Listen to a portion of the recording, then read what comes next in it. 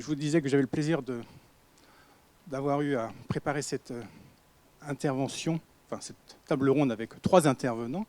Et pour rentrer tout de suite dans le vif du sujet, le thème c'est comment la pub évolue dans le secteur B2B. Quels sont les nouveaux besoins, les nouvelles attentes des annonceurs? Quels sont les critères de performance qu'ils exigent à l'égard des éditeurs? Est-ce que la techno est un élément clé pour répondre à ces exigences? Bref, ça fait beaucoup de questions. Et aujourd'hui, nous avons la chance d'avoir 3 pros, 3 éditeurs pour y répondre. Dans l'ordre d'apparition, Philippe Pollick, qui est fondateur du groupe The Pro, créé en 2005. Et Philippe est une personne qui aime bien faire bouger les lignes du secteur, donc tant mieux, on a une chance de l'avoir. Il a commencé dès 2005 à faire bouger les lignes parce que dans le landerneau de la presse pro, The Pro, c'était le premier groupe à lancer sur la distribution gratuite. Donc inutile de vous dire qu'à l'époque, ça a brassé en disant c'est pas de la presse et tout. Bon, bref. Résultat, 15 ans plus tard. On n'est toujours pas presse pro. Vous n'êtes toujours pas presse pro, mais vous êtes éditeur pour les professionnels et on en reparlera. Je parlais du syndicat. Oui, non. Mais c'est un sujet uniquement pour les adhérents. Bref, aujourd'hui, justement, ce qui est important, c'est que vous ressortiez de cette conférence avec des solutions, des pistes, des idées et surtout de l'envie. Et pour ça aussi, on aimerait que cette conférence puisse balayer certaines idées reçues, et notamment l'innovation c'est cher, c'est l'apanage des gros, des très grosses structures. Ben non, c'est pas vrai, c'est pas que les grosses structures. La preuve, Nicolas Gosse, ils sont 3, et Nicolas innove, et il va vous dire comment. Et puis pour notre 3e intervenant, c'est un peu une déformation professionnelle de décliner et d'innover. Donc Jean-Sébastien Rocheteau, directeur général adjoint du groupe NetMedia. Et là, on est dans les Big Five. On a les Five, les grosses Five, les petites Five. Donc on est vraiment ce matin avec un panel très représentatif des éditeurs de la presse professionnelle en France, parce qu'on parle toujours des gros, mais le paysage est constitué à 80% de structures de moins de 10 salariés. Donc là, on va pouvoir avoir des réponses de tout type d'entreprise. Première question, comment a évolué votre chiffre d'affaires pub sur les 5 ou 10 dernières années et quelle est la part maintenant de tout le reste en dehors du print? Ce qui a changé d'abord, je voudrais revenir sur une chose, c'est que nous ne sommes plus une boîte de presse. Nous sommes devenus producteurs de contenu et spécialistes de communauté. C'est exactement la même chose. C'est que du wording. Ce qui a considérablement changé, c'est les mots qu'on utilise. Voilà. Et vous avez NetMedia Group qui est hyper fort pour ça. On continue à faire du papier, on continue à faire un certain nombre de choses et les clients aiment le print. Hein, sur 15 ans, le print, il a fait, je ne sais pas, on a dû multiplier par 4 ou 5 ou 6. Aujourd'hui, un bon mois, c'est un mois où on fait des gros journaux. Voilà, le print, ça reste la base de notre métier, même si aujourd'hui, on dit que ça fait 40% du groupe et qu'on fait 60% de services et de digital. Hein, voilà, donc, ce qui a avant tout changé, c'est la façon dont on présente nos activités. Voilà, le print, la presse, c'est ringard, voilà, c'est ce que pensent nos clients, les régies, les agences, etc. Nous sommes donc devenus un groupe producteur de contenu et spécialiste de communauté. Voilà. Mais c'est exactement ce que vous faites tout ça. Voilà, donc ça c'est important de le souligner. C'est ce minding qu'il faut changer. Voilà. C'est la façon dont on aborde notre métier qu'il faut changer. Mais le métier reste le même. Juste avant que tu développes sur la partie hors print, Nicolas, tu es à l'aise avec ce wording Je le comprends, mais je ne le pratique pas. Nous, on est éditeur de presse, presse pro. C'est ce qu'on nous demande, on y répond. Nous, on répond au marché à chaque fois. On n'a pas beaucoup de titres, on en a 2 en propre et 1 en délégation. Les marchés sont très différents et il y a un titre qui est là depuis un peu plus de 20 ans. Et on arrive encore à vendre des pages de pub. Et on est éditeur de presse et on vend de l'abonnement, on est trimestriel et tout va bien. On a encore au moins 70% du chiffre d'affaires de cette marque-là sur la revue papier. Une autre revue qui s'adresse à un public certainement un peu plus jeune aussi, où là on se comprend un petit peu plus, où le chiffre d'affaires est moitié numérique, moitié print, mais on nous demande encore de parler d'eux. C'est ça qui compte. Alors, première bonne nouvelle de la matinée, le print se vend encore. Donc ça aussi, c'est deuxième idée reçu balayé. Jean-Sébastien, là je pense qu'animateur de communauté, c'est... Je me demande si c'est pas déposé par NetMedia, la baseline. Non, c'est pas déposé par NetMedia, mais on est, oui, effectivement, nous, animateurs de communauté, on a vraiment fait une bascule, nous, à partir de 2017, où on réalisait en gros 70% de notre chiffre d'affaires en print, à peu près. Et aujourd'hui, le print représente, en tout cas, le digital représente 85%. Et les activités annexes, 85% de notre chiffre d'affaires. Donc on a vraiment fait la bascule. Je rejoins ce que vous dites sur la partie animation de communauté, production de contenu, à la différence près que nous, finalement, on se pose moins la question du support sur lequel on va diffuser, mais plutôt de la thématique, des formats et de l'intention qu'on donne quand on produit le contenu pour le faire vivre dans le temps. Mais en soi, on se pose moins la question de savoir si on va le diffuser en print, on va le diffuser en digital et sa finalité sera traitée par la suite. Alors, rentrons dans le concret. Donc la page de pub, on situe tous, double page, le 4e de couve. Ce qui nous intéresse aujourd'hui, c'est quelles sont les nouvelles solutions que vous demandent les annonceurs en disant « Ok, le print, je sais, maintenant, réfléchissons ensemble. Est-ce que c'est le marché qui vous a obligé à évoluer ou c'est vous qui avez favorisé l'évolution du marché en étant innovant et en proposant des choses qui sortaient des sentiers battus ?» Alors au départ, on a essayé de proposer des choses qui sortaient des sentiers battus. Et on a pris le mur. Parce qu'il ne faut pas aller trop vite. Voilà. Et on était allé beaucoup trop vite. Quoi, par exemple On avait lancé un réseau social, un média social, qui s'appelle Talkster. Talkster, c'est devenu en fait une agence digitale de production de contenu. Mais à la base, c'était un réseau social qui, grosso modo, faisait la concurrence à LinkedIn. Il faut y aller direct. Voilà. Et on a dépensé beaucoup d'argent. Les clients comprenaient, certains, d'autres ne comprenaient pas. Voilà. Et on était vraiment en avance sur le marché, on était en avance sur le digital, on était en avance sur plein de choses, sur les communautés justement. Voilà. Donc il faut répondre aux problématiques des clients. Il ne faut pas aller plus vite que la musique, quoi. C'est un peu un vieil adage qu'avait mon grand-père. Il faut répondre à leurs problèmes. Voilà. S'ils veulent du digital, on va faire du digital. S'ils veulent des campagnes 360, on va faire du 360. S'ils veulent de l'event, voilà, c'est vraiment, en fait, il faut être souple. C'est la caractéristique du groupe The Pro, c'est cette souplesse, voilà, c'est cette capacité d'adresser des solutions à nos clients. Mais c'est con comme la lune, excusez-moi. C'est juste les écouter et te dire, voilà, on peut faire ci, on peut faire ça ensemble, on peut vous accompagner sur le B2B. Voilà. Par contre, on reste sur notre métier du B2B. Voilà. Mais pendant 20 ans ou 40 ans, on continue à faire des magazines et du jour au lendemain, quasi, les annonceurs ont dit, tiens, j'aimerais bien que tu me fasses un numéro spécial, que tu le diffuses aussi en digital ou que tu me ramènes du lead. On a beau être souple, ouvert et volontaire, il faut délivrer derrière. Oui, mais c'est nos métiers. Enfin, je veux dire, c'est pas extrêmement compliqué de basculer un magazine papier sur un magazine digital, de l'adresser aux emails qu'on a en base, parce qu'on a des emails en base. La presse pro, elle est super riche.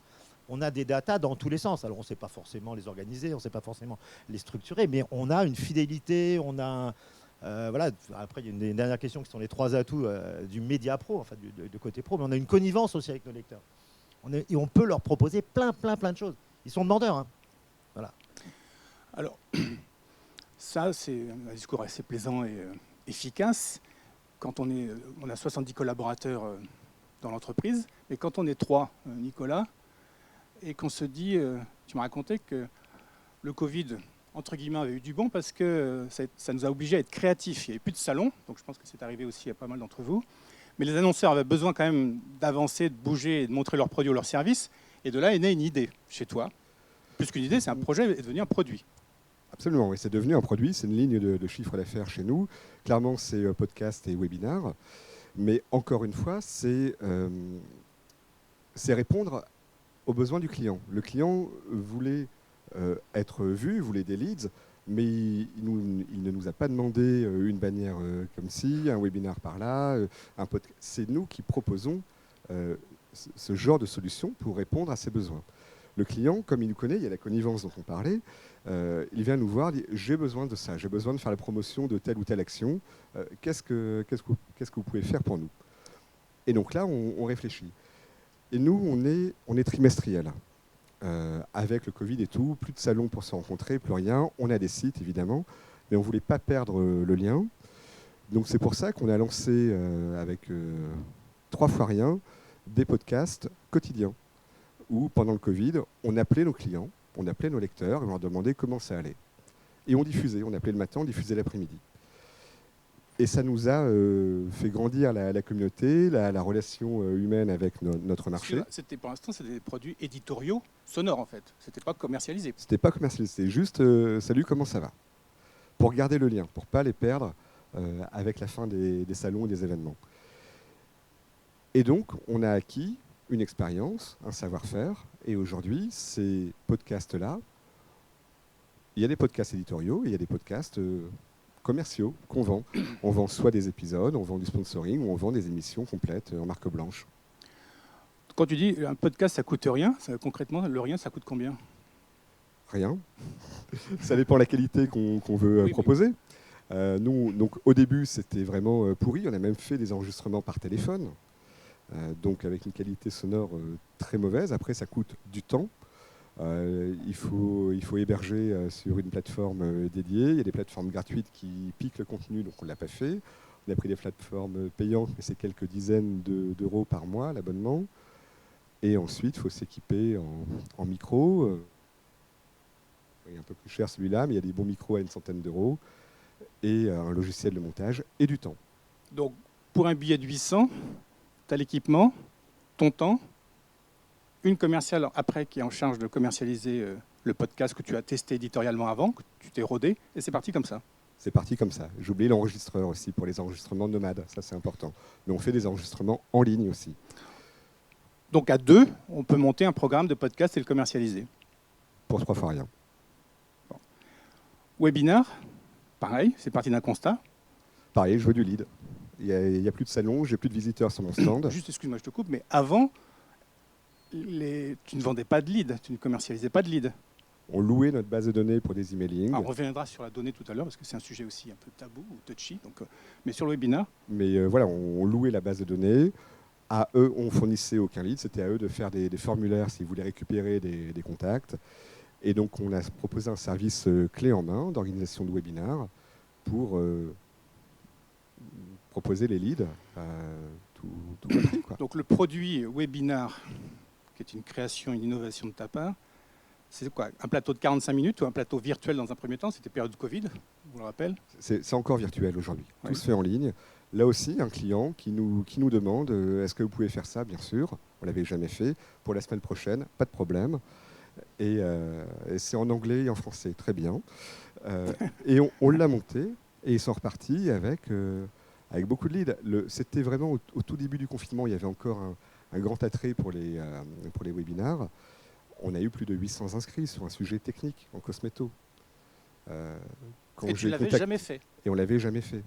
J'ai contacté l'organisateur, la plateforme de webinar qui est, nous on se sert de Livestorm en France. Je lui ai donné les stats, il a halluciné le patron. 800 inscrits pour un premier webinar comme ça, c'était hallucinant. Donc l'éditeur content, l'annonceur content et le lecteur ravi. Voilà. Et l'annonceur a recommandé derrière. Donc effectivement content. Bon, démonstration, l'innovation n'est pas l'apanage des grosses structures. Il faut juste avoir envie et des idées. Puis un peu de boulot, bien évidemment. Donc, Jean-Sébastien, l'envie pour répondre toujours de façon plus précise aux clients en B2B. Moi, je rejoins beaucoup sur en fait, ce que veulent les clients. C'est-à-dire que matériellement, ils ne savent pas exactement ce qu'on est capable de faire. Est-ce qu'on est capable de faire finalement du print, du web, de l'événementiel? Eux, ils ne mesurent pas ça. Ils vont surtout exprimer leurs besoins, qui peuvent être de développer la notoriété, le branding, l'expertise. Et c'est à partir de là que nous, on doit s'adapter. Mais c'est effectivement avant tout une question d'envie d'y répondre. Parce qu'aujourd'hui, un client qui vient vous voir et qui vous demande un webinar, vous pouvez tout à fait dire bah non, on n'en fait pas, et ça s'arrête là. Donc l'envie, elle peut vraiment déclencher les choses, et elle doit être portée par différents niveaux dans l'entreprise, puisque ça peut être la direction générale qui va pousser le développement de l'innovation, le développement de nouveaux supports. Ça peut être le service commercial qui, en discutant avec les clients, va détecter un besoin et va dire bah tiens, j'ai un client qui aimerait bien qu'on fasse des podcasts, on n'en a jamais fait, ce qu'on ne pourrait pas tester. Ça peut venir également, bien évidemment, des rédactions qui ont envie parfois de dire bah tiens, on va lancer des reportages pour aller voir un peu ce qui se passe sur le terrain. Et finalement, que ça soit d'un côté ou de l'autre, après, une fois que c'est lancé et qu'on a compris les mécaniques, le rendement qu'on peut avoir en matière de KPI, après derrière, c'est assez facile de construire une offre commerciale et d'aller rentabiliser le produit. Donc soit finalement, on va partir du client qui va nous donner l'idée, et derrière, c'est tout de suite rentable parce qu'on a déjà quelque part l'argent, soit on va partir d'une volonté de quelqu'un interne qui va pousser un produit. Et après, c'est une envie interne, c'est un calcul, et c'est de voir comment on peut le commercialiser ou pas. Philippe, comment on s'organise au fil des années pour avoir une activité clé en main, en fait, marketing service, tournée annonceur? Ouais. À quel moment les compétences, on les trouve où? À la maison, on externalise, on internalise quand ou pas? Comment on organise pour mieux répondre toujours plus aux... En fait, on reste des artisans, donc en fonction des besoins, on va essayer au départ de travailler en interne, de traiter un peu aussi en externe, et puis au final, on internalise les postes, quoi. Donc nous, on a créé un poste sur la data, on a embauché une directrice conseil qui va développer des plans 360 avec les forces de vente. On a un poste, plusieurs postes en production de contenu, là du contenu dédié aux clients. On a des postes sur l'optimisation digitale, sur tout ce qui est viralité, sur les postes payants, etc. Donc au fur et à mesure. Alors le truc aussi qui est important, c'est qu'on investit. Et parfois on investit à perte. Et parfois il faut 1 mois, 2 mois, 3 mois, 6 mois, 1 an, 2 ans, 3 ans pour rentabiliser ce poste. Voilà. Mais il faut le faire. Faut accepter Là de pas encore, gagner de l'argent tout de suite, quoi. c'est le propre d'une entreprise. Et même quand on est petit, quand il décide de faire ses podcasts, il lui dit lui-même, il faut du temps. Le plus important, c'est du temps. Et à un moment, le facteur temps, il devient compliqué. Donc à ce moment-là, tu embauches. Si tu as des idées, des envies, tu embauches. Ou tu restes dans ta taille. Et on peut très bien vivre à 3 ou à 4. Hein, moi, j'ai attendu d'avoir 70 salariés pour commencer le matin à 10h et finir à 17h. Voilà, ça, c'est mon rythme de travail aujourd'hui. Avant, c'était l'inverse, quoi. Je commençais à 7h du match, je finissais à 22h. Donc, à un moment, on structure aussi pour ça, pour pouvoir lever la tête du guidon, pour pouvoir donner des idées aux équipes, etc. Et puis également, il faut rémunérer tout le monde. C'est-à-dire qu'un commercial, pour qu'il vende autre chose que du print, même s'il ne le maîtrise pas, il faut le commissionner. Alors, sujet commercial, je te Pardon. coupe parce que je pense qu'on pourrait faire une conférence sur quelle est la bonne grille de rémunération d'une équipe commerciale en 2023 en Jean, B2B. je ne parle pas de grille, je parle de partage. Alors, vas-y, Voilà, fais-nous part de la ton grille, partage. la grille, on s'en moque. Ce qu'il faut, c'est que le commercial, à partir du moment où il vend une solution pour son client, qui va avoir de la création, du webinaire, du content, tout ce que tu peux imaginer, il faut qu'il touche sur tout. Et à ce moment-là, ce qui devient prioritaire, c'est l'intérêt du client, pas l'intérêt du commercial ou de sa régie. Hein, c'est vraiment en ce sens qu'il faut réfléchir. Nos équipes sont porteuses de solutions. Et sans parler de grille, est-ce qu'un commercial ou une commerciale qui est habitué à vendre très très bien un magazine avec toutes les opérations spéciales qui peuvent graviter autour du print, du jour au lendemain, c'est pas évident de se mettre au web ou se mettre à l'event ou de venir du conseil. C'est comment vous tous les trois, c'est la question que je vous pose à tous les trois. Comment vous accompagnez cette... Il y a des freins forcément, ça fait peur de vendre des choses nouvelles. Ouais. Alors si c'est un bon commercial, peur de rien, mais on peut quand même pas être bon non plus, mais pas le dire. Voilà. Donc quelle est la vigilance ou quel est votre retour d'expérience dans le domaine? C'est beaucoup d'accompagnement, quoi. Voilà, faut accompagner, il faut pas avoir peur. Voilà. Et il faut déjà que leur direction leur montre qu'ils n'ont pas peur. Parce que si la direction elle a trouillomètre à 0, il n'y a personne qui va y aller, quoi. Hein, et la peur du commercial qui vend du print, c'est quand il commence à vendre du lead, quand il commence à vendre de la bannière, etc., c'est qu'il n'y ait pas assez de retour. Oui. Hein, parce que sur le print, on a arrêté le courrier des lecteurs. Là, on a arrêté, vous savez, faites des croix, on vous enverra des catalogues, etc. On a arrêté les coupons sur les pubs. En disant, putain, on n'a pas assez de retour. Voilà. Alors que le digital nous met en face de ces coupons. Donc, il faut être capable de générer du coupon. Voilà. Et d'expliquer au commercial qu'une campagne peut marcher, moins bien marcher, etc. Voilà. Jean-Sébastien, sur l'accompagnement en compétences et en savoir-faire différent de... En gros, il faut quand même se dire que les clients vont pousser. Aujourd'hui, se dire qu'on va vendre que du print, ça m'apparaît un peu utopique. Les clients poussent pour faire du digital, pour faire du lead, pour faire de l'OPS, pour marquer les esprits, pour pourquoi pas créer une marque média avec eux. Donc les clients vont pousser déjà les commerciaux. Donc ça, c'est un point qui est assez important. Et là-dessus, il faut vraiment être en écoute des commerciaux quand ils reviennent des rendez-vous ou d'échanges qu'ils peuvent avoir avec les clients, de dire ok, on va peut-être pas tout faire, mais en tout cas, on peut faire évoluer, faire bouger les lignes. Ça, c'est un point qui est important. L'autre point, c'est effectivement la formation et l'accompagnement, de leur expliquer ce qu'il est possible de faire, pourquoi, comment, et de descendre vraiment en bas des choses pour qu'eux puissent comprendre et se dire ça c'est possible et ça c'est pas possible, et donc je vais pouvoir y aller. Puis après, il y a un point qui est non neutre aussi, c'est tout ce qui va être les aspects de formation. Donc il faut former ces commerciaux pour qu'ils puissent monter en compétences sur des sujets digitaux qui leur font peur, mais qui au final ça reste simple, hein. Je veux dire, une bannière qui tourne sur un site internet, c'est pas plus compliqué qu'une page de pub qui est insérée dans un magazine en soi. Donc il n'y a pas de raison d'avoir peur. Donc lever les peurs, je pense que c'est quelque chose qui est assez important. La rémunération est un sujet hyper important. Il n'y a pas de raison de mieux rémunérer un commercial qui vend du print ou qui vend du digital. Ils doivent être rémunérés de la même manière en fonction de ce qu'ils vendent. Après, c'est des arbitrages et l'orientation qu'on doit faire. Et je pense que c'est un mélange de tout ça qui permet d'avoir des forces de vente qui vont monter en compétences. Et après, il y a un autre aspect que vous avez évoqué, que nous, on a intégré depuis 5 ans maintenant, c'est des directions conseils. C'est-à-dire qu'aujourd'hui, on ne vend plus des supports, on vend aussi du conseil à nos clients. Et donc, il faut qu'on ait des directeurs conseils, des personnes qui viennent d'agences, qui soient capables de dire aux clients, ben voilà comment ça fonctionne, un plan 360, de construire ces plans, d'aider les commerciaux à monter en compétences dessus. Nous, aujourd'hui, ça fait donc 5 ans qu'on fait ça. Et là, maintenant, on a des commerciaux qui, au point de départ, vendaient quasiment que du print, qui font maintenant des recommandations 360 en intégrant du conseil, des recommandations de contenu, des recommandations de format. Donc, on a franchi ce cap, mais on a encore beaucoup de travail à faire là-dessus. À l'époque, vous étiez par, comment on appelle ça, silo, c'est-à-dire il y avait les équipes du print, les équipes du digital, où tout de suite vous avez abattu les cloisons pour qu'un commercial puisse vendre tout le catalogue. Nous, on a vraiment fait les deux formats et qui continuent encore à cohabiter un peu. On aime bien mettre des barrières un peu parce que ça permet de faire un peu de challenge entre eux. Un commercial qui peut finalement pas vendre de web ou pas d'événements ou pas d'agence, il va être un peu frustré, mais d'un autre côté, l'agence va mieux se développer ou l'event va mieux se développer. Et au final, finalement, nous, on a des commerciaux qui peuvent tout vendre aujourd'hui. Donc, ils peuvent vendre du print, du web, de l'événement, de l'agence, ce qu'ils veulent. Et après, on a des spécialistes qui, eux, vont ne vendre qu'un produit et qui vont venir en support de ces commerciaux-là ou en concurrence, quelque part, ça dépend comment on le voit, de ces commerciaux-là pour aller développer leurs propres canaux pour que chacun des canaux puisse vivre de manière autonome et être rentable de manière autonome. Toi, Nicolas, quand tu as décidé de te lancer dans le webinar et dans le webcast, dans le podcast, pardon, la commerciale avec qui tu travailles n'avait jamais vendu ça. Et tu as dit, demain, tu vas vendre un webinar. Comment c'est passé ? Bien, puisqu'encore une fois, on répond aux demandes des clients. Alors nous, sur le problème des effectifs, ça ne se pose pas, puisqu'on est effectif très réduit. Donc évidemment, la même personne vend absolument tout le catalogue possible et est rémunérée pour chaque action vendue, de toute façon. Nous, les mots-clés, là, c'est vraiment oser. Il faut y aller. Et on accompagne, on est au plus près, on est dans la sincérité avec nos clients. Et on explique qu'on ne l'a pas encore fait. Ils vont être bêta-testeurs ou pas. Ça, ils l'entendent bien, ça. Et ça, ils l'entendent. Ils savent. Les clients savent ce qu'ils vont obtenir en s'adressant à tel ou tel média. Vous êtes sûr, parce que l'histoire paraît fabuleuse quand même. C'est-à-dire que vous avez des clients qui acceptent de se planter avec vous, mais pour la beauté du geste. Ça se passe vraiment comme ça ? Oui, ça se passe vraiment comme ça. Oui, ils ne se plantent pas. Pourquoi on se planterait ?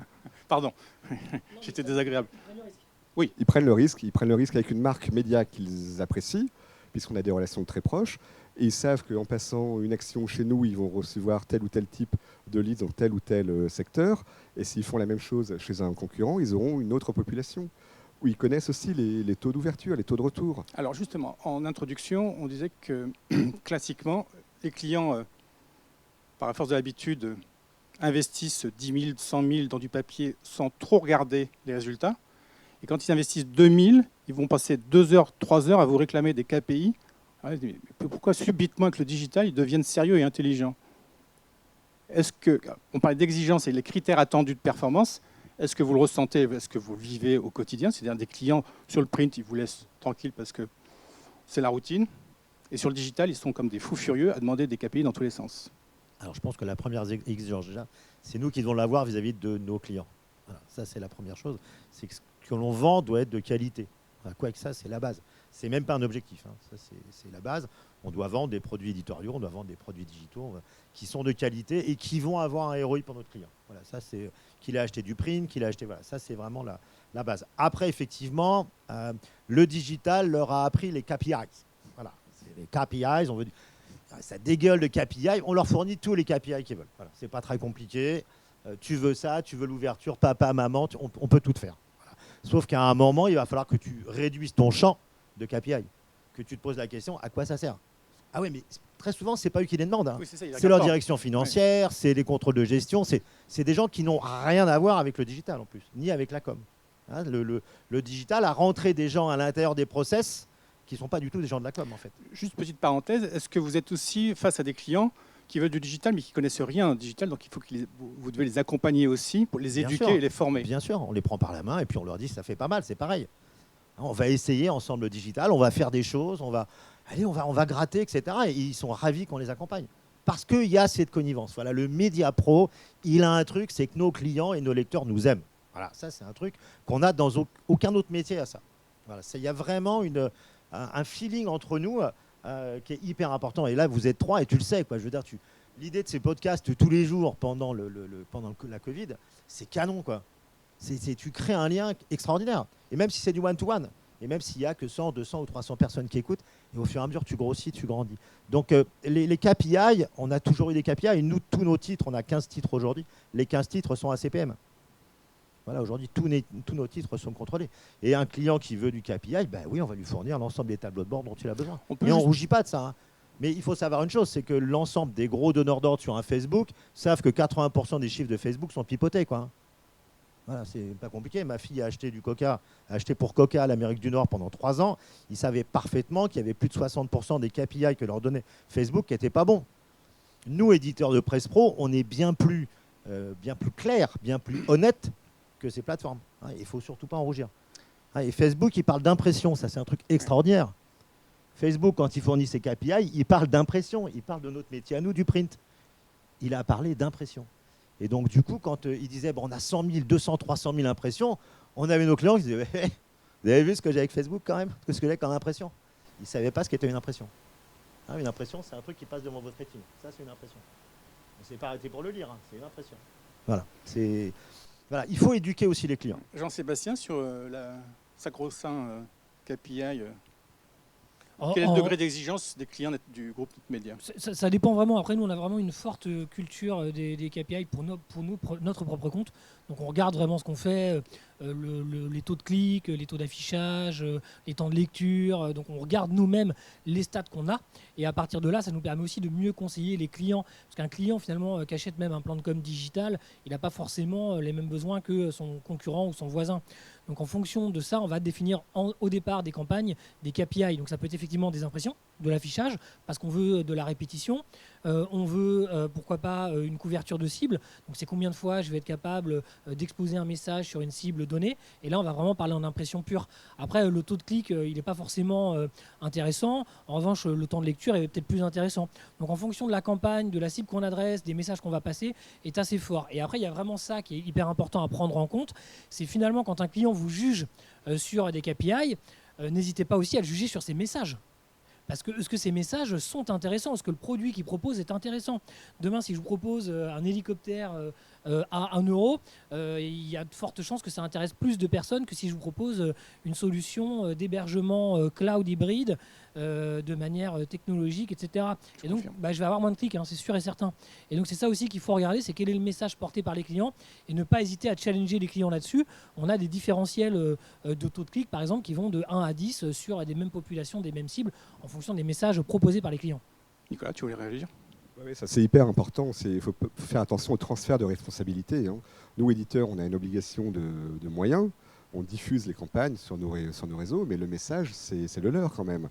Et ils peuvent diffuser un message tout pourri qui ne marchera pas. Mais ça, ce n'est pas de notre fait. Quand tu dis que vous avez une obligation de moyens, il ne vous arrive pas d'avoir des obligations de résultats, notamment sur des campagnes quand vous organisez un événement, une conférence, avec le taux de remplissage comme aujourd'hui, est-ce que vous engagez aussi, ou sur une campagne de lead, à dire, au bout de 3 mois, je m'engage à vous délivrer 150 leads répondant à tel et tel critère. Et vous mettez tous les leviers en place, c'est de votre responsabilité parce qu'il y a un engagement de résultat. Est-ce que vous en êtes jusque-là ou pas encore? Alors, pas nous. Nous, on ne fait pas ça. On explique les taux habituels. Et s'ils sont dans la norme, c'est que c'est normal. Ils peuvent être au-dessus, en dessous. Et on dit qu'on met tous les moyens à leur disposition, tous nos moyens à leur disposition. Mais on n'a pas d'engagement, on ne vend pas d'engagement de résultat, non. Philippe, Jean-Sébastien, même question sur certaines campagnes ou sur certaines grosses actions, oui, on s'engage. Voilà. Sur le résultat. Sur un nombre de leads, sur un nombre de personnes à une conférence, etc. Voilà, ça ne devient pas la règle. Mais c'est important. Par contre, dans ce genre de choses, très souvent, on est conseil aussi. Ça veut dire que le CA développé sur l'OP est beaucoup plus important. Voilà. C'est ça aussi qui est important. C'est la valeur qui va être beaucoup plus importante. Ce n'est pas seulement une bannière, un total covering, tout ce qu'on veut, etc. C'est quelque chose de global.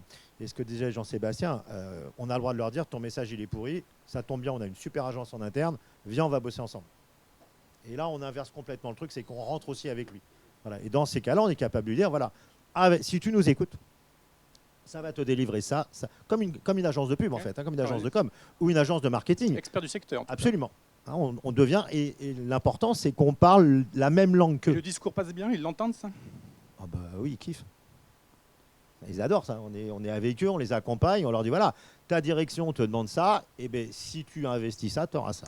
Alors, pour pousser un peu plus loin sur les opérations qui nécessitent du contenu spécifique pour une opération pour un annonceur, là, la ressource, la force de l'éditeur, c'est que c'est quand même le roi du contenu. Après, on est en France, c'est des rédactions, annonceurs, c'est plus de l'information. Comment vous gérez ça, le besoin de contenu? Vous externalisez ou il y a une règle? Alors, je sais que vous avez des agences, mais concrètement, puis Nicolas, ça m'intéresse aussi de savoir quelle est ta recette. Voilà, quand il y a du contenu à produire pour une marque, comment vous faites? Alors Nicolas, il a un cerveau qui est capable de faire les deux, parce que c'est le patron. Ouais. Donc il écrit et il parle commerce, et les gens, quand ils lui parlent, ils savent très bien à qui il parle en fait. Voilà. Et nous, grosso modo, c'est à peu près la même chose. Bon, on a des rédactions qui ont un seul cerveau, on a des commerciaux qui aimeraient bien en avoir deux, mais ils arrivent à parler ensemble aussi. Je crois que là aussi, on est tous sur la même barque, bordel. Enfin, je sais mais pas, concrètement, Philippe, tu as une cellule dédiée au contenu. Oui, sur tout ce qui est digital, on a une cellule contenu pure et dure. Mais ça ne nous empêche pas parfois de questionner les rédacs sur un contenu éditorial sur une année. On va prendre le rédac chef, on va les bouffer avec lui à midi, on lui dit voilà, on a prévu ça, ça, ça, ça. Est-ce que telle thématique s'accorde avec le marché et son évolution? Ouais, il donne son expertise pour... Voilà. Absolument. Par contre, ils écrivent pas. Ils font pas les publis, ils font pas tout ça. Donc là, c'est une cellule dédiée. Jean-Sébastien, j'ai l'impression que... Ouais. Juste pour revenir sur les KPI, au final, nous, on s'engage dans 100% des campagnes, et vous aussi en fait, puisque quand on met une page de pub, on s'engage à avoir un certain nombre de lecteurs. Donc c'est ça, quand on diffuse une bannière en digital qui tourne, quelque part, on s'engage sur un nombre d'impressions. Après, nous, on s'engage sur toutes les campagnes, on s'engage aussi sur des leads, sur des inscrits avec des manifestations. Voilà, on va plus loin là-dedans, mais parce qu'on a du recul. Et après, à partir de là, il faut bien regarder les messages. On revient toujours à la qualité du message. Si le message est mauvais, on va faire évoluer les KPI. Et pour revenir sur l'autre question, sur la partie rédaction, nous, c'est 2 salles, 2 ambiances. Il y a les rédactions qui travaillent pour nos lecteurs, qui doivent produire des contenus pour nos lecteurs, multiformat, print, web, event, de qualité, qui vont intéresser les lecteurs. Et après, on a à côté une agence qui va, elle, sous-traiter à des pigistes spécialisés de la production de contenu pour nos annonceurs. Nicolas, tu veux rajouter une... Parce que même si Philippe t'a très bien expliqué ta force. Absolument. Non, mais on produit en interne, et quand je parle interne, c'est moi, parce que mon métier, c'est journaliste à la base. Oui, parce que tu es entrepreneur et journaliste de formation. Et j'ai encore une carte de presse, voilà. Donc j'écris encore dans mes propres supports, et on externalise aussi. Donc là, les produits. Sur le sujet contenu, le pilotage des contenus, il n'y a pas de question. Non. Juste à ce sujet, est-ce qu'il y a personne qui souhaite intervenir, poser une question directement sur le sujet contenu spécifique annonceur géré à la maison, comment? Une agence, alors nous on est une agence de communication et de marketing intégrée qu'on a développée depuis 11 ans et qui va accompagner nos clients, mais comme n'importe quelle agence, avec finalement une double casquette. D'un côté, je vais produire toutes les opérations spéciales pour les annonceurs, donc ça peut être des formats spécifiques, ça peut être du contenu et ainsi de suite, ou des événements, pourquoi pas. Et puis à côté de ça, cette agence, elle vit par elle-même avec des clients qu'elle a en direct et qu'elle accompagne et qui ne vont pas forcément médiatiser chez nous les contenus ou les productions qu'on aura faites pour eux. Donc, c'est une agence de communication et de marketing comme il en existe plein sur la place de Paris. On parle de transformation de l'offre publicitaire. Est-ce que l'innovation a aussi modifié les besoins ou les demandes liées au print? Est-ce que vous avez créé des nouvelles offres qui n'existaient absolument pas chez vous, liées au print? Nous, on essaie de faire des choses un peu hybrides avec des relais numériques dans la revue papier. Quand on parlait des podcasts, on retranscrit une partie de l'interview sur la revue papier, on met un QR code pour aller écouter l'interview en entier, mais c'est rien de... Le rewriting ou le repackaging éditorial on essaie de se servir de nos contenus plusieurs fois à différents endroits, mais il n'y a rien de développé spécifiquement. Donc là, si on essayait de dresser le catalogue de l'éditeur 2023, la palette, à quoi comme outil, la boîte à outils commerciale de l'éditeur, à quoi? Maintenant, si tous les trois, vous mettez sur la table toute l'offre complète pour qu'on puisse avoir une vision très concrète de ce que vous vendez à vos clients annonceurs. Du plus simple au plus sophistiqué. on reste dans le B2B. Ça, c'est mon credo. Je suis un peu teubé là-dessus, mais on reste dans le B2B. Et on va demander au client, on va essayer de régler sa problématique. Voilà. Et on va avoir de la data, on va avoir tout un tas de choses. On peut faire de l'event, c'est-à-dire qu'on n'a jamais fait de salon. Moi, je vois ce salon, il est génial. Il y a juste un truc que je reproche, on parle de data. Avant, il y avait une conférence payante. L'ensemble des gens qui étaient là étaient intéressés par ce sujet de cet éditeur de logiciels. Il faut qu'ils se mettent à la porte là-bas avec sa douchette pour récupérer les gens qui étaient là. Et dessus, je crois qu'il n'y a même pas d'email. Alors, il y a encore moins le téléphone portable. Alors qu'ils ont une data de dingue qui est là, quoi. C'est une data extraordinaire. Les salons doivent se réinventer aussi. Donc, pourquoi pas, demain, je pense qu'un NetMedia est fait pour les salons. On n'a pas la surface, mais je pense que NetMedia est fait pour les salons. Je pense que dans ces acquisitions, il y a sans doute des idées de salons. Parce que s'ils développent aussi bien la data dans les salons qu'ils le font sur le Digital Auth, c'est canon, quoi. Voilà. Parce qu'on est dans ce lien, on est dans cette génération, que ce soit de la data, que ce soit... Voilà. Donc la boîte à outils, c'est un cerveau le mieux foutu possible pour répondre aux problématiques de nos clients. Donc en clair, Jean-Sébastien et Nicolas, un éditeur en 2023, Pro, c'est de quoi avez-vous besoin, monsieur le client? On est là et on est censé pouvoir inventer, créer ou mettre à disposition une offre, une solution. Je suis d'accord. Jean-Sébastien? Oui, oui, oui. Oui, c'est ça, mais même quand on a depuis le début, quand on a commencé, quand on a lancé les agences, au point de départ, on a produit un article en format publi info pour un client et on a commencé comme ça. Donc je veux dire, on a juste répondu aux attentes du marché et on s'est adapté aux attentes du marché, parce que c'est plus facile de s'adapter aux attentes du marché que de forcer la main du marché, quoi. Alors la data, ça, avant d'arriver vers la conclusion, la data, c'est est-ce qu'on vend, est-ce qu'on la vend, est-ce qu'on la prête, comment on fait, comment vous la gérez, c'est quoi la politique data chez vous? Alors, on dit data, on va simplifier les choses, c'est-à-dire la donnée qui concerne les lecteurs et qui intéresse beaucoup les annonceurs, bien évidemment, qui en font, eux, de prospection commerciale. Donc là, l'éditeur, quelle que soit son activité, son secteur et sa taille, est assis généralement sur un tas d'or, pas forcément bien structuré, c'est un des sujets, mais en l'occurrence, vous la structurez, vous l'organisez à des fins personnelles pour développer vos différents produits et services, et puis vous la commercialisez. Alors, est-ce que vous la commercialisez? Nicolas, je te pose la question, on va commencer par toi. Si oui, comment? À quel prix? Elle est commercialisée.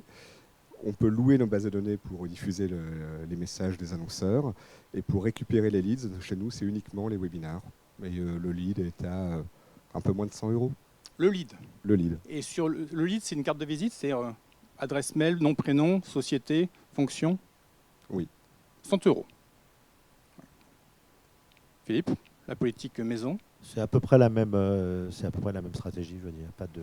Donc la donnée est vendue On dans la le cadre loue. d'une opération spéciale. On la loue. Hein. On ne donne jamais notre base, on la loue. On génère du lead, effectivement, c'est entre 50 et 100, 200, 300 € en fonction du client et de ce qu'il va vendre derrière. Et de la quantité qu'on va générer pour lui. Voilà, mais c'est pas un tabou, la data, quoi. C'est pas un tabou. Et comme tu dis, c'est un tas d'or. Et ce tas d'or, il nous appartient de le développer, quoi. Et de le développer correctement et d'investir aussi dessus. Parce que la data, ça coûte cher aussi. Parce qu'aujourd'hui, des spécialistes de la data, ça coûte cher. Ils sont hyper recherchés. Et voilà, et le faire bosser sur notre tas de boue, c'est hyper compliqué. Parce que nous, à la base, on a des bases de données partout, quoi. Je sais pas, il y avait une dizaine ou une quinzaine de tableaux Excel. On en avait acheté, on en avait loué, on en avait nos propres. Enfin, c'était vraiment, voilà. Le type, pendant 3 mois, il se met dans une cave, il fait que ça, quoi. Voilà, donc c'est... Si l'éditeur ne souhaite pas le louer. Non, vos bases. Si ceux qui sont dans vos bases ne souhaitent pas que vous louiez ces bases, comment En vous général, faites? on a eu le Rocker. Ils sont opt-in. Nos bases sont opt-in aujourd'hui. On a fait tout un travail avant pour qu'ils acceptent. Vous avez de travailler perdu avec une nous. partie du tas d'or, en fait. On en a perdu, mais on en a gagné aussi. Parce que ça nous oblige à en chercher des nouveaux. Oui, non, mais c'était juste pour savoir. On essaye quand même de travailler effectivement sur de l'opt-in, quoi, parce que on n'est pas à l'abri parfois d'en prendre une, voilà. Mais en fait, ça nous oblige à être plus sérieux là-dessus, quoi, et à la structurer. Mais pareil, on fait des newsletters pour nos clients et on les pousse sur nos bases. C'est remarquable comme truc. On fait des newsletters pour nos clients dans lesquels on va produire du contenu qui les concerne, dans lequel on va rentrer du contenu marché qu'on a déjà produit dans nos journaux, qu'on lui fait payer aussi, hein. Et Tertio, une fois qu'on l'a bâti, on lui vend l'envoi sur nos propres bases de données. On vend les emailing les plus chers du marché. Enfin, les newsletters, pardon, les plus chers du marché. On peut avoir une idée de... Je sais pas, c'est 10-12 000 balles la newsletter. Voilà, et ça part sur des bases à 30 000, 40 000 personnes. Et c'est beaucoup d'argent quand même. Hein. Oui. On parle en euros. Parfois, je reviens au franc pour voir vraiment ce que ça représente. Mais 12 000 euros pour une newsletter qu'on bâtit, ça fait beaucoup d'argent. Et tu vois la renta derrière, c'est du 85%. Quoi. Jean-Sébastien, politique data, les bonnes pratiques. Ouais, nous, beaucoup effectivement de travail pour restructurer les bases qu'on a finalisé, ça s'est fait. Mais derrière, après, c'est comment maintenant je vais développer mes bases, ou en tout cas de manière intelligente par rapport aux attentes et aux besoins de mes clients. Donc nous, on en est là. Donc c'est des processus un peu compliqués, mais on a toujours cette chance, tous, c'est la production du contenu qualitatif qu'on fait qui nous permet d'aller chercher facilement finalement de la data versus quelqu'un qu'on ne produit pas. Donc ça, c'est un point qui est assez important. Et après, sur la génération de leads, nous, on en vend beaucoup d'ailleurs, des leads plus ou moins quali, et en termes de prix, Oui. c'est ça la question. Oui. Ça va de 85 euros, je crois, les moins chers, et on monte jusqu'à 600 ou 700 euros. Là, pour 85 euros, c'est là aussi la carte de visite. Carte de visite. Et Alors pour 85 euros, on a ça. En gros, après, ça dépend des secteurs, de la volumétrie. Il ne faut pas oublier ça à un moment donné. Si votre client vous demande, je dis n'importe quoi, mais des DAF du CAC 40, il y en a 40. Hein. Donc ça vaut très cher. Il ne faut pas oublier de dire ça à votre client. Et donc après, 85 euros, on a juste la carte de visite. Derrière, on peut monter sur, admettons, 200 euros à partir du moment où on commence à avoir du contexte, parce que la data pure, finalement, c'est une carte de visite. Maintenant, une personne qui a aussi, je sais pas, envie de changer de CRM ou peu importe, eh ben, là, on est plutôt sur du comportemental et donc ça vaut plus cher. Donc, on est plutôt sur 200 euros. Et nous, on a développé une nouvelle offre de rendez-vous d'affaires contextuels. On va organiser des rendez-vous pour nos clients avec nos lecteurs. Et ça, on est plutôt sur entre 5 et 700 euros pièce. c'est le Graal. Le rendez-vous d'affaires, c'est, en tout cas pour le client, ça le fait saliver. Déjà, la détection de projet, je pense qu'il... Bien sûr, en sachant que globalement, c'est parce que tout ça, on le fait pour revenir à votre question du départ. Est-ce qu'on est face à des interlocuteurs qui maîtrisent? Non, pas du tout, parce que s'ils faisaient bien leur taf, Oui. on n'aurait pas besoin de leur organiser des rendez-vous. Hein. Mais c'est ce qui est magique. Hein. C'est ça. Hein. Vous êtes plus intelligent que les clients, donc et mieux équipé. Donc, et en B2B, effectivement, les tarifs sont élevés parce que ce qu'on vous demande, c'est très compliqué. Oui. Alors, on arrive à la conclusion. On va laisser le micro à la salle. Quelles sont vos recommandations ou les atouts clés pour vous d'un éditeur B2B aujourd'hui? Pour moi, l'atout premier, c'est vraiment le contenu, que ce soit pour nous ou ailleurs. Ce que vous dites tout à l'heure sur les communautés nous kiffent, je crois que vous avez dit. Moi, je partage assez ça. C'est-à-dire que les annonceurs, les lecteurs sont très attachés à leur marque média. Et ça, c'est un point qui est ultra fort. Et il est lié à la caution de la marque, la force de la marque, et qui est lié fondamentalement au contenu. Donc notre force à nous tous, c'est le contenu qu'on produit, quel que soit le format, quelle que soit la fréquence, et ainsi de suite. C'est vraiment ça qui est notre force. Et après, pour se lancer, on n'est pas obligé de commencer fort. Je l'ai dit tout à l'heure, nous, quand on a lancé l'agence Net Media Lab à l'époque, on a commencé par vendre la rédaction d'un article en format Publi Info pour le mettre dans un de nos magazines. Matériellement, c'est assez simple, c'est pas très onéreux, c'est pas très compliqué. Et après, avec nos clients qui nous font confiance, et qui nous demandent et qui nous poussent parce qu'ils nous aiment, on les a accompagnés. Donc ça a été après des podcasts, des vidéos, des événements, puis maintenant aujourd'hui des rendez-vous d'affaires. Mais c'est eux qui nous poussent, et donc en allant avec eux, en faisant petit à petit, le risque finalement il est assez minime. C'est juste du temps, de l'énergie et puis l'envie de le faire et d'aller dans cette voie-là. C'est tout. Nicolas, même question. Les 3 atouts clés. Oui, au moins 2, la proximité avec sa communauté, ses clients. On se connaît de toute façon, on se rencontre. Ce n'est pas non plus des marchés démentiels en termes de taille. Donc les annonceurs qui comptent, on les connaît, on se rencontre. Et pour l'éditeur, il faut oser. Il ne faut pas trop se poser de questions, il faut y aller. Et puis si ce n'est pas aux attentes, on fera mieux la prochaine On a fois. le droit de Puis se on rattrape planter avec aussi. le client. On a le droit. Mais on ne le fait pas, on a le droit. Philippe. Donc oui, le contenu, la proximité et la connivence. Voilà. Et voilà, ils nous aiment. Enfin, moi, ça me file des frissons, quoi. Savoir que, je sais pas, on doit faire 400 ou 500 000 canards tous les mois. En termes de push, j'avais 9 newsletters ce matin qu'on produit nous sur mon email. On est sur 15 métiers différents aujourd'hui, j'en avais partout, quoi. Je suis hyper fier de tout ça. Et je me dis, tout ce qu'on adresse là à nos communautés, à nos pros à qui on parle, c'est trop bien, quoi. C'est trop bien. Et donc cette connivence, elle doit nous servir. Et tous les services qu'on développe, en fait, nous on appelle ça, enfin moi j'appelle ça le PPC, c'est le plus de profit par client. C'est-à-dire qu'on est capable de grossir l'enveloppe avec eux. Voilà. Aujourd'hui, les plus gros clients de la boîte, ça fait 500, 600 000 euros. Si je vendais que du print, wallou, hein. Enfin, j'aurais jamais ça. Et aujourd'hui, ils sont demandeurs. Et quand ils vont, quand on va reparler budget avec eux, ils ne sont pas en train de nous ennuyer sur le nombre de pages quadrillées, hein. Ils sont sur ce qu'on a délivré en N-1 et ce qu'on doit délivrer sur N et ce qu'on doit délivrer sur N+1. C'est que ça.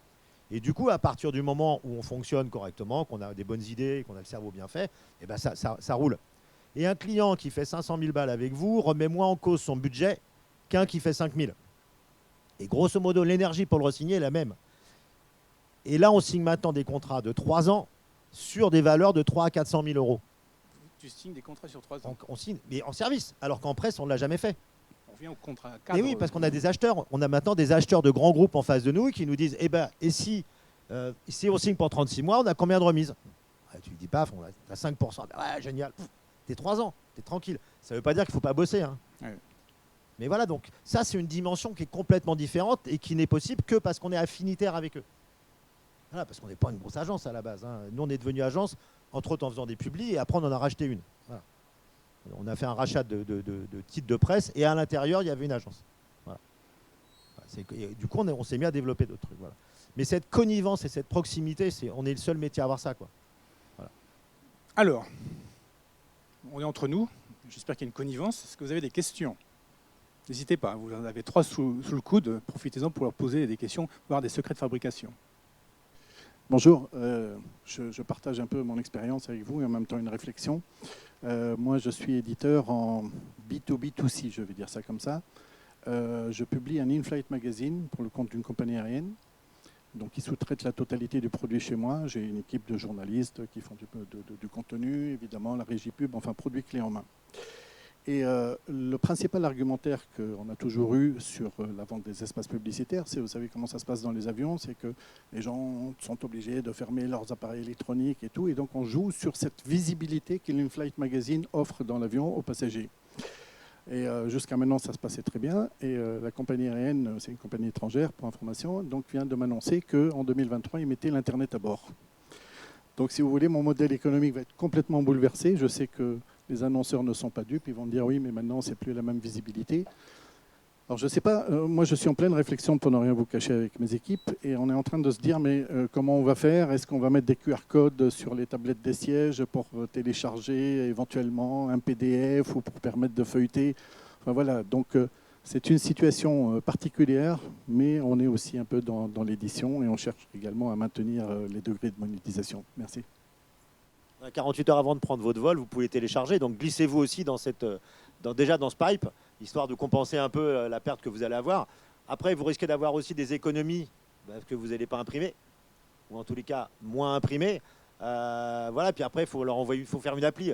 Et l'appli, vous allez j'imagine, la proposer à la compagnie aérienne, dans lequel il y aura je sais pas, il y a plein de choses à imaginer parce que les in-flight magazines, ça servait à plein de choses.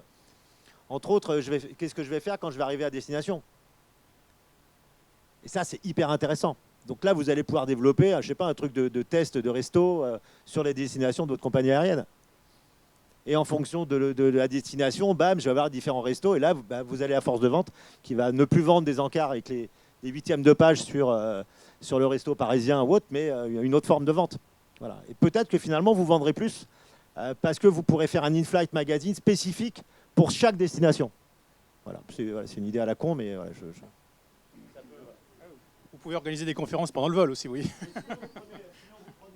Le prix, tout est clair. Écoutez, merci messieurs de votre temps et de vos solutions.